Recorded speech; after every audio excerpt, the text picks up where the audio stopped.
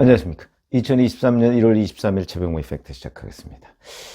자, 오늘은 리스크 관리에 대해서 제가 말씀을 좀 드리려고 하는데, 주로 이제 민주당과 민노총, 이런데, 어찌 보면 최근에 가장 어려움을 겪고 있는 것 아닙니까? 오늘 이상민 민주당 의원이 어느 언론 매체하고 인터뷰를 한 걸 보니까 이렇게 얘기했더군요. 민주당의 이재명 외에 대안이 없다. 이런 부분에 관해서 지금 이대로 이 대표의 가장 큰 문제는 기고만장이다.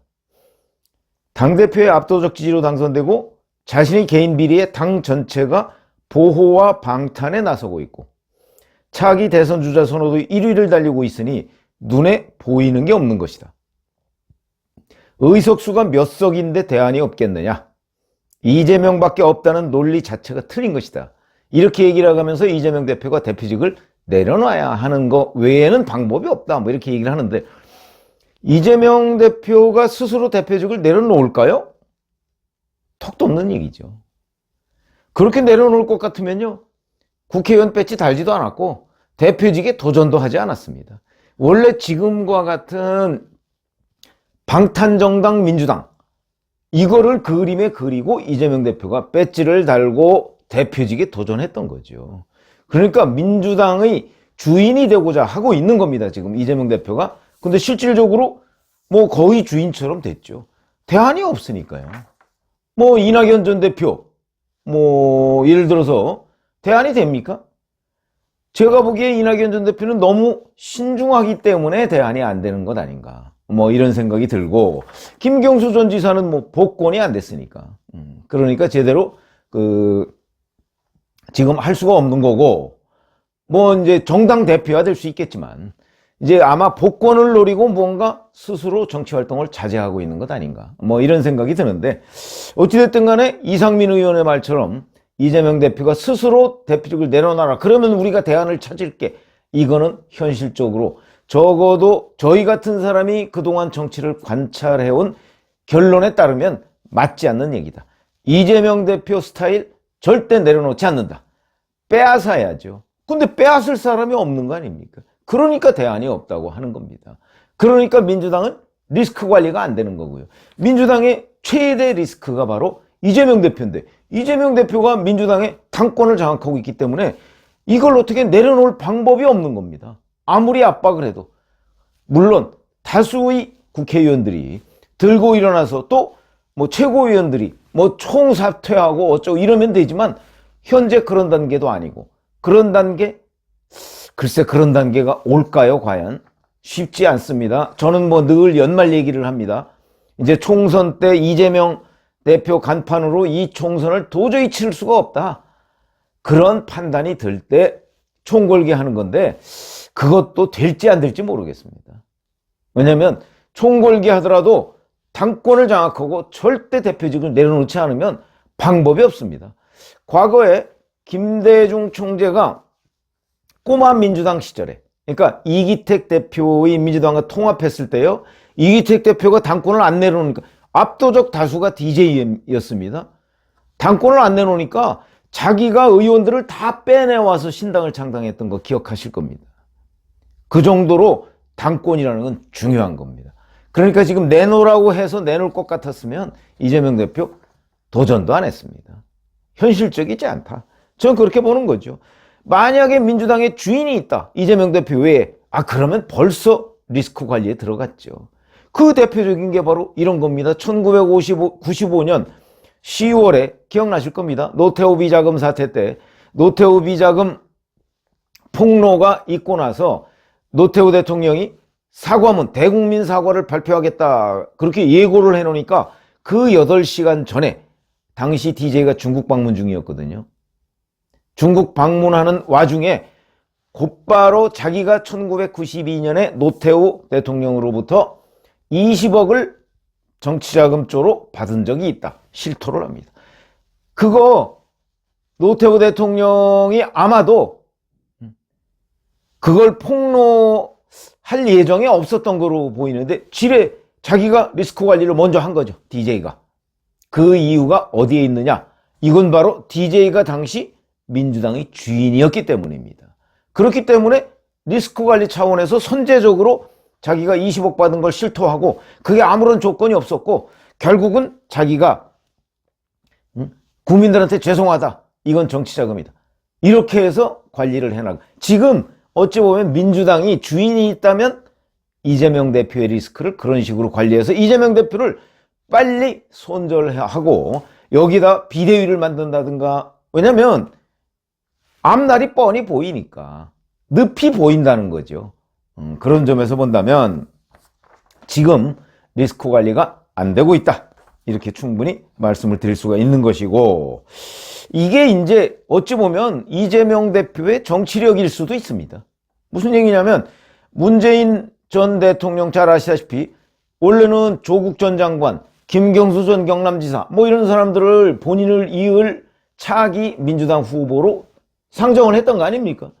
근데 다 실패로 돌아가니까 그 틈새를 이재명 대표가 비집고 들어간 거죠. 뭐 일종의 문재인 친문 세력으로부터 이재명 대표가 당권을 빼앗은 거나 마찬가지입니다.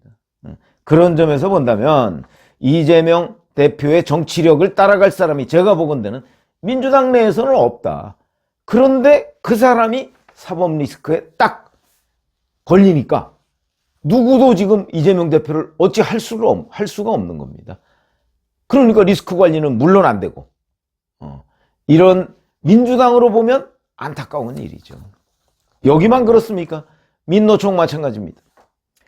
자, 민노총 핵심 간부, 뭐 조직국장 등 뭐 이런 사람들이 국가보안법 위반 혐의로 수사선상에 올라 있는데, 캄보디아 등에서 뭐 북한 공작원과 접속하고 그 다음에 북한 공작원 이름 5명 이름 다 나왔습니다. 구체적으로 언제 캄보디아에 가서 어떻게 해서 접선을 하고 지령을 어떻게 받았다는 것까지 국가정보원이 다 확보하고 있습니다. 이런데 객관적으로 보면 이거 빠져나가기 힘들겠다. 그러니까 사실 민노총도 두뇌가 제대로 작동하고 있다면 이 조직국장 등 지금 현재 드러나 있는 수사선상에 올라 있는 사람은 많지 않습니다. 민노총 지도부 전체가 북한과 접선을 했다 뭐 이렇다면 모르지만 모르죠. 뭐 앞으로 거기까지 갈지도 모르겠으나 지금 현재 드러난 것만 보면 조직국장 등 전현직 지도부 몇 명 정도에 그치고 있는 것으로 보인다.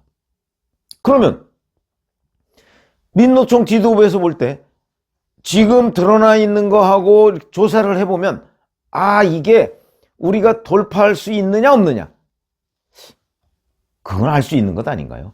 객관적으로 정세 판단을 해보면 이게 지금 돌파가 가능한 일이냐 아니냐 충분히 알 수 있습니다. 그런데 민노총 지도부는 무조건 감싸고 있습니다.